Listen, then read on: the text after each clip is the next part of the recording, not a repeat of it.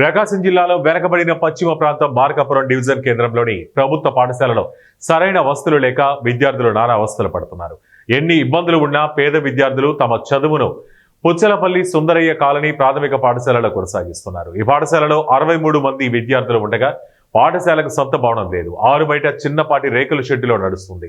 ఇక్కడ కనీసం మరుగుదొడ్లు కూడా లేక విద్యార్థినులు అనేక సమస్యలు ఎదుర్కొంటున్నారు. కాలనీ ఏర్పడి 20 సంవత్సరాలు కావస్తున్నా ప్రభుత్వ పాఠశాలకు సొంత భవనం ఏర్పాటు చేయలేదని కాలనీ వాసులు ఆవేదన వ్యక్తం చేస్తున్నారు. గత కొన్ని సంవత్సరాలుగా ప్రభుత్వం పాఠశాలను ఏర్పాటు చేశారే కానీ పాఠశాల భవనం ఏర్పాటు చేయకపోవడంతో అద్దె రేకుల షెడ్డులో పాఠశాలను కొనసాగిస్తున్నట్టు ఆ కాలనీ వాసులు పేర్కొన్నారు. అలానే కాంగ్రెస్ పార్టీ అయిన సయ్యద్ జావీద్ అన్వర్ రాష్ట్ర క్రమశిక్షణ కమిటీ సభ్యుడు పేర్కొన్నారు. ప్రకాశం జిల్లా మార్కాపురం పట్టణంలో ప్రముఖ కమ్యూనిస్టు నేత సుందరయ్య గారి పేరు మీద ఒక కాలనీ ఏర్పడి దాదాపు 25 సంవత్సరాల నుంచి అక్కడ జనజీవన స్రవంతి కొనసాగుతూ ఉంది. చాలా వరకు అక్కడ నివసించే వాళ్ళు, బీదవాళ్ళు, రోజు కూలీ పని చేసుకునే వాళ్ళు అక్కడ నివాసం ఏర్పరచుకొని ఉంటున్న విషయం మనందరికీ తెలిసిన విషయమే.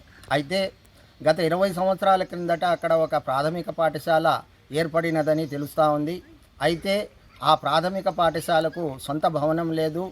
కేవలం అద్దె భవనంలో ఉండి విద్యార్థులకు విద్యను ప్రొవైడ్ చేస్తున్నారు. అయితే ఆ అద్దె భవనం మీద రేకులు ఉండటంతో అది ఎండకు వానకు అక్కడ విద్యను అభ్యసించే విద్యార్థులకు చాలా ఇబ్బందికరంగా ఉన్న విషయము మనం చూస్తున్నాం. కాబట్టి ఈ ప్రభుత్వము, కూటమి ప్రభుత్వము విద్యా వ్యవస్థకు, విద్యార్థులకు మేము దత్తత తీసుకునే రకంగా